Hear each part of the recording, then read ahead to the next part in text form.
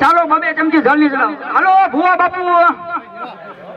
સિદ્ધોદક સ્નાનાર્થે પય સ્નાનમ દર્શમા. હવે એક ચમચી પંચામૃતની બેનું એ ચડાવવાની. પય સ્નાનમ દર્શમરભય. પંચામૃત ચડાવે એટલે તમારે 2 ચમચી જળની ચડાવી દેવાની.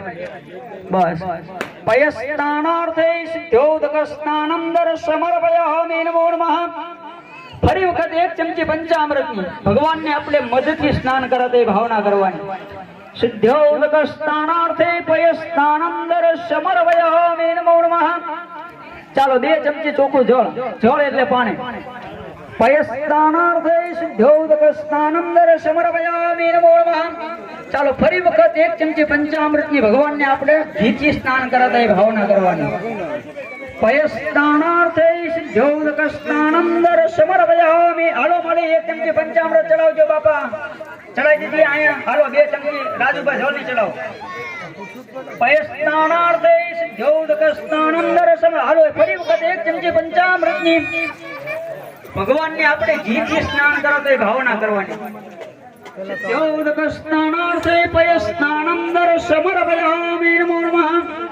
ચાલો દરેક જણ પછી પાણીની 1 ચમચી પકડી રાખવાની. અંદર 2 દાણા ચોખાના અને કંકુ વાળું ફૂલ. ફૂલની પાંખડી જો ગુલાબની પાંદડીઓ તમને આપેલી છે એમાં. જમણા હાથમાં પાણી ચમચી રાજુભાઈ પકડી રાખો. હાલો બેન તમે હાથ રાખજો. હાલો એ ચમચી મૂકી દો. મારી ચમચી મૂકી દો બાપા. ચમચી મૂકી દો. તમે કાંડે હાથ રાખો.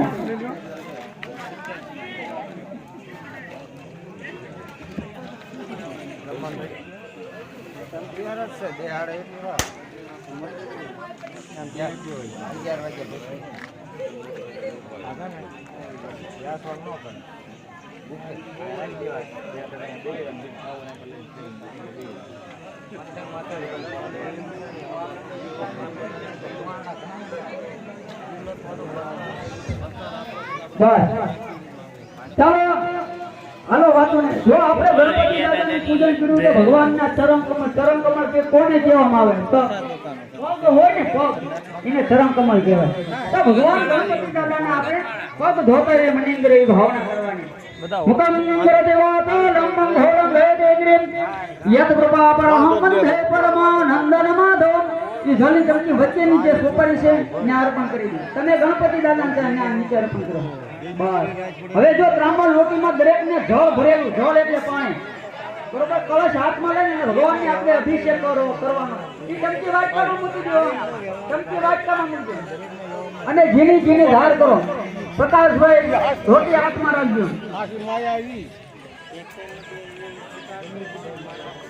હલો પ્રકાશભાઈ અહીંયા બાકી છે ભાઈ. ગોદાવરી નર્મદા કાવેરી સરયુ મહેન્દ્ર તનયા ચરમણવતી વેદિકા क्षिप्रावती मां सोनदी देवदक स्नानार्थे पय स्नानं दर्शमर्पयामि नमो नमः पय स्नानार्थे सिद्धोदक स्नानं दर्शमर्पयामि नमो नमः। भगवान ने आदल भावना एवी राखવાની કે હે ગણપતિ દાદા સર્વ તીર્થોનું જળ ગંગા યમુના નર્મદા સરસ્વતી આવી પવિત્ર નદીઓના જળથી પ્રભુ હું તમને સ્નાન કરાવું છું તો તમે તેનો સ્વીકાર કરજો। ચાલો જો બાજુમાં બે રિદ્ધિ અને સિદ્ધિ બે સોપારી છે સોપારીને પણ જળ ચડાવવાનું તમારે ગણપતિ દાદાની બાજુમાં બે સોપારી મૂકેલી છે।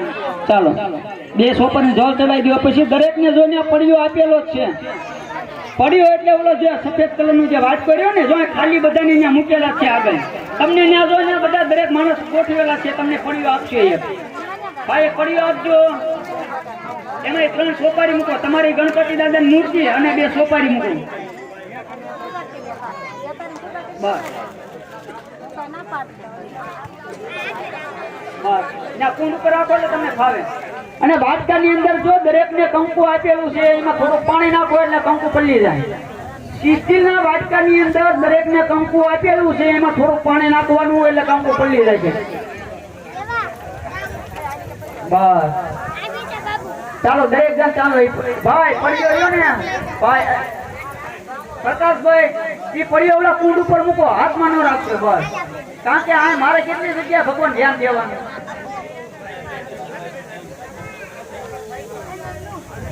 હાલો એ બે ના ગયા બાપા ન્યા ચાંદલો કરવાનો છે બાજુ કંપની ધાર ન ગઈ બાપા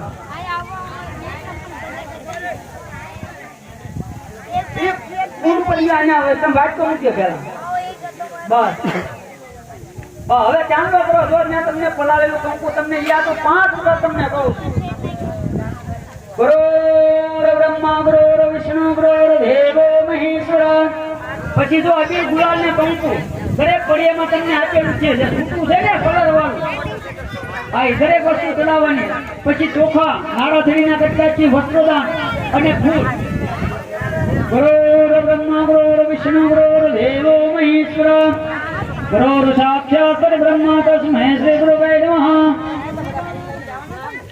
પછી ચોખા ફૂલની પાંદડી ધ્યાન ચડાવો નાળાથડીના કટકાથી ભગવાનને વસ્ત્રદાન અર્પણ વસ્ત્રમ ઉપવસ્ત્રમ કલમ સમર્પયામિ નમો નમઃ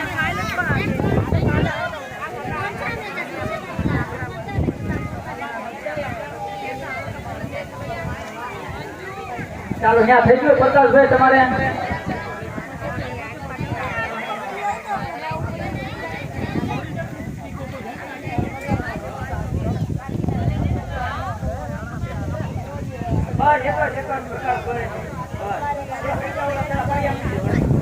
ચાલો દરેક જણ હાથમાં ચોખા રાખવાના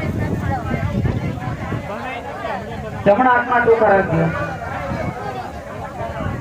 ભગવાનની આપણે ભાવથી આપણે આરતી ઉતારતે ભાવના કરવાની હાથ જો આવી નામ કરવાનું બરોબર આગળ દાદા અહીંયા ધ્યાન ભગવાનનું આપણે પૂજન કર્યું ગણપતિ દાદા તો ભગવાનને આપણે ભાવથી આરતી ઉતારતે ભાવના કરો કર્પૂર ગૌરમ કરુણાવતારમ સંસાર સારમ પ્રિયંદહરમ સદા વસંતમ હૃદયારવિંદે ભવમ ભવાની સહિતમ નમામિ મંગલમ ભગવાન વિષ્ણુ મંગલમ ગરુડધ્વજ મંગલમ ગરુડધ્વજ સર્વ મંગલાય તનોહરે સર્વ મંગલ મંગલે શિવે સર્વાર્થ સાધિકે શરણે ત્રંબકે ગૌરી નારાયણે નમોસ્તુતે આરાર્તિકમ સમર્પયામિ નમો નમઃ દેવા ભેવંદનમ બસ પગે લાગીને પડિયાની અંદર ચોખા અર્પણ કરજો ચાલો દરેક જણ બે હાથ એમ પ્રાર્થના કરો નમસ્કાર કેમ પગે લાગો પેલા આયા ધ્યાન નાગર દાદા આયા ધ્યાન તમને ઘડીએ ઘડીએ મને તમને કેવું ન પડે બાપા બસ બે હાથ જોડે રાખો બધા બે હાથ જોડે રાખો ભગવાન ગણપતિ દાદાનું મનની અંદર સ્મરણ કરવાનું વિઘ્નેશ્વરાય વરદાય સુરપ્રિયાય લંબોદરાય સકલાય હૃદાય નાગાનનાય સચિકે વિભૂષિતાય ગૌરી સુદાય ગણનાથ નમો નમસ્તે વક્રતુંડ મહાકાય સૂર્યકોટિ સમપ્રભ નિર્વિઘ્નમ કુરુ મે દેવ સર્વકાર્યેષુ સર્વદા તે ગણપતિ દેવતા પ્રાર્થના પૂર્વક અનંત કોટી નમસ્કારમ સમર્પયામિ નમો નમઃ ભગવાનનું ભાવથી પ્રાર્થના પૂર્વક નમસ્કાર કરીને દરેક જણ પગે લાગો ભગવાનની આગળ કેવી ભાવના કરવાની કે હે ગણપતિ દાદા શિવ પુત્ર છે બરોબર શંકર ભગવાનને બે પુત્ર હતા એક કાર્તિક અને ગણપતિ તો જે શંકર ભગવાન ના ઘરેથી જે ધર્મપત્ની જેને કહેવા માતા પાર્વતી નામ હતું એનું પાર્વતીજી હતો ને બરોબર બે પુત્ર સૌથી મોટા કાર્તિક અને પછી ગણપતિ ત્યારે ભગવાન ભોળાનાથે એને પરીક્ષા કરી કે જે આ પૃથ્વી ઉપર ફરીને આવશે પેલો પૂજાય છે કીધું તું ને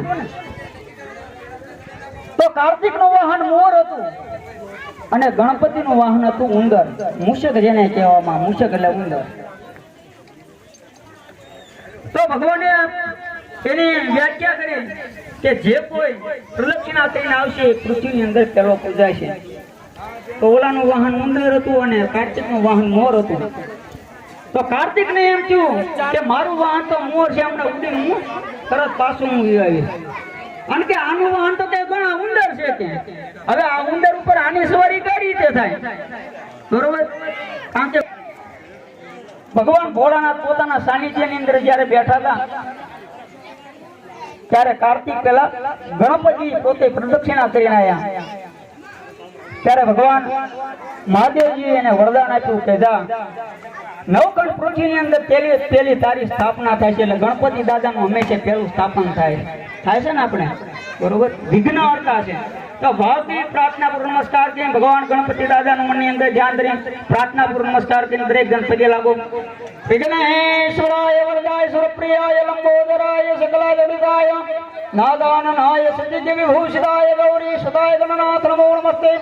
વક્રતુંડ મહાકાય સૂર્યકોટિ સમાપ્રભ નિર્વિઘ્નમ ગુરુ મે દેવ સર્વકાર્યેષુ સર્વદા. નિર્વિઘ્ન એટલે વિઘ્નને નાશ કરવા વાળા છે. તો હે ગણપતિ દાદા, અમે તમારા પૂજાના કાર્યની અંદર બેઠા છીએ, તો કદાચ અમારાથી ચાલતા બેસતા ઉઠતા અજાણતા પ્રભુ કદાચ અમારાથી કેટલી જાતની ભૂલ થઈ ગઈ હોય, તો હે ગણપતિ દાદા, હે સર્વદેવી દેવતાઓ, તમે અમારી રક્ષા કરજો. ભગવાનને આગળ મનથી ભાવના રાખી પ્રાર્થના પૂર્વક નમસ્કાર કરીને ચાલો દરેક 5 જણા પેલા પગે લાગે. હવે 5 અગરબત્તી કેન્ડી આપો. અગરબત્તી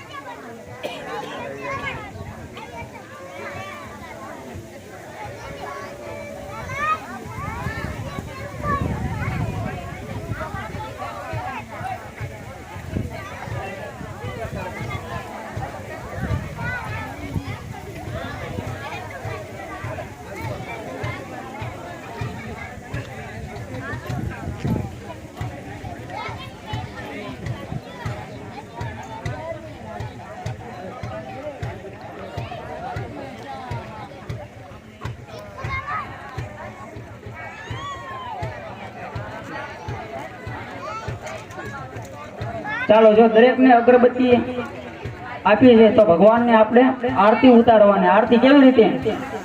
કે અંતરના આજમાંથી ભાવથી દિલથી ભગવાનની ભક્તિ કરી હોય ને તો એમાં